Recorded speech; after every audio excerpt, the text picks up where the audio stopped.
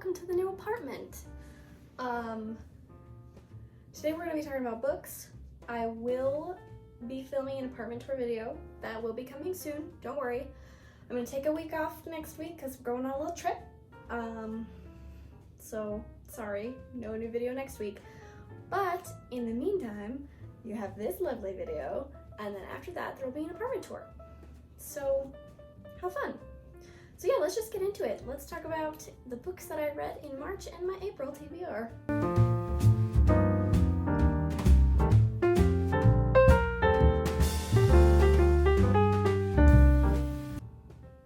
So the first book that I read in March was the second book in the Hitchhiker's Guide to the Galaxy series, and it's called The Restaurant at the End of the Universe by Douglas Adams. I gave this 3 out of 5 stars. It's kind of just mediocre. I'm sorry. The writing is great in it, and Douglas Adams is really funny, but it kind of just felt like I was reading the same exact thing as the Hitchhiker's Guide to the Galaxy, and I was getting bored. It kind of reminded, you know how Seinfeld is about nothing, and that's like the point of the show, is that it's about nothing, but you want to keep watching it because it's funny?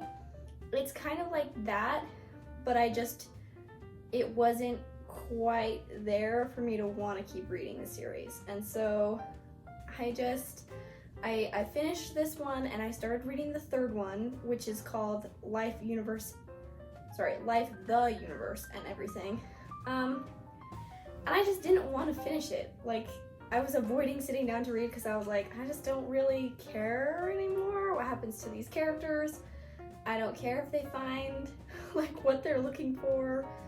And I just didn't feel like spending my reading time on these books when it felt like I was just reading the same exact thing over and over again.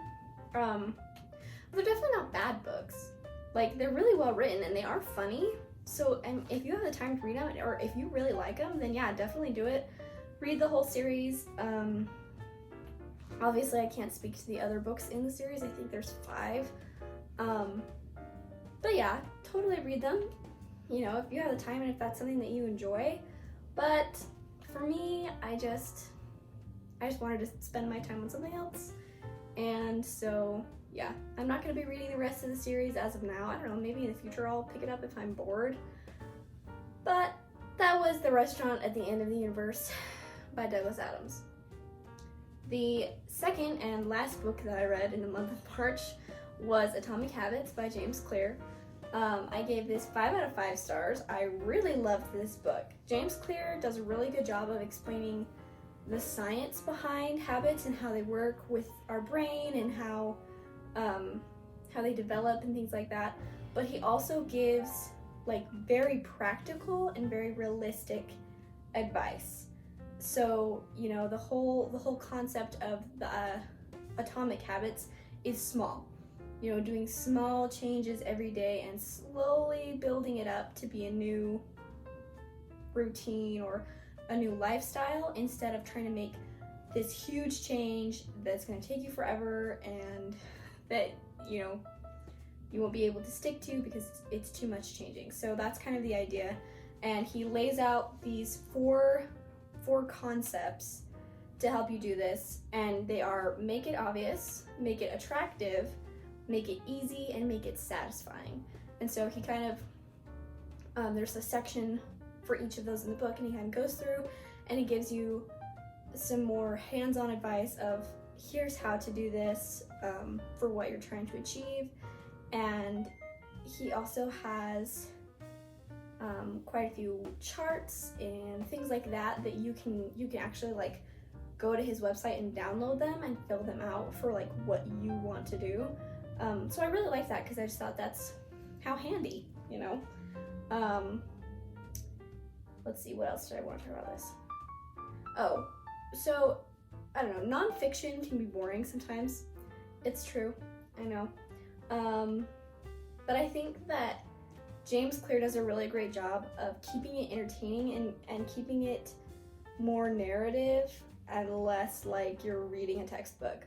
Because sometimes nonfiction books can really feel like you're just reading a textbook, and they can be really hard to get into. But I like I liked his writing style. He gives his personal story at the beginning, so you kind of know where he's coming from, what his life experience has been, and then he also like kept some of his notes that I think he had throughout writing the book in the book. So you know, you'll be reading, and then there'll be like this little personal anecdote about what he thought about some certain thing, you know. And so I think that really helps you to connect to him as an author, and then it makes the actual content more enjoyable to read. But yeah, I really look forward to applying some of the ideas in this book. I think it's really great, and it's easy to read. I read it pretty quickly, and I could definitely see myself reading it again, like going through, you know, piece by piece and reading it again and using some of his concepts and his charts and things like that. So yeah, so those were the 2 books I read in March. I know that that's not very many, but sometimes that happens. It was my last semester of school, last month. Well, it was my last semester. I graduated with my associate's degree, if you didn't know. But it was my last month of my last semester, so I had a lot of things to do, lots of projects to like get wrapped up and stuff like that. And then we also were moving, so I was pretty busy. So I didn't have a lot of reading time, but I really want to read more next month, which gets us into the second part of the video, which is my TBR for April, which, if you don't know, TBR stands for to be read. Everybody on like BookTube and stuff just assumes everyone knows what that means, but it kind of took me a second because I was like, hold on, what is TBR? But if you're new to like book videos, it means to be read. I got you. So, the first book that I want to read in April is The Adventures of Huckleberry Finn by Mark Twain. So this is an American classic. It takes place in Mississippi in the like late 1800s. I believe it was published in 1884, and I think that it says like 30 or 40 years ago is like what it says. So that would be the 1840s ish. So like middle 1800s. And it's about a young boy who has been told his whole life that black people are bad, like just inherently. And he befriends this black man against everything he's been taught, and they just like go on adventures together and they explore, and yeah, they just like live along the Mississippi River and they have adventures together. And it is, the whole idea of the book is to kind of criticize, it was to criticize slavery and the maltreatment of black people in America. It is kind of controversial because it does say the N-word, which I think is something you have to put into historical context, which I'm not saying that racism is okay or that you should be saying the N-word at all, because it is a slur. I'm not saying that that's okay, but you have to put it in historical context, and the point of the book is to be anti-racist. So I think some of those conclusions are jumped to about this book because the N-word is in it, but people kind of miss the whole point of, the point is to condemn slavery and maltreatment of black people. So I just wanted to put that out there because I know it's kind of controversial. I mean, it is. But I think historical context is important when it comes to reading classics. And you have to be able to discern the context of what's being written and what it means for the person who wrote it back then and what it means now and how those might not connect anymore. So yeah. But yeah, it's about race and identity, and it is kind of seen as like the classic book about boyhood, and how that is. So I'm really looking forward to it, and I think it's going to be a fun one to read. It's classic for a reason, and Mark Twain is an awesome author, so I'm looking forward to reading it. The next one I want to read is A Good Girl's Guide to Murder by Holly Jackson. This book is super popular on TikTok, so it'll be really interesting to see if it lives up to the hype. But here's the synopsis. It says, A Good Girl's Guide to Murder is a teen crime thriller that follows 17-year-old Pippa Fitz-Amobi as she investigates a local murder that took place in her hometown 5 years ago. Everyone in Little Kilton has heard of the Andy Bell murder, and they all know that her college boyfriend Sal Singh was the killer. But Pip is not so sure.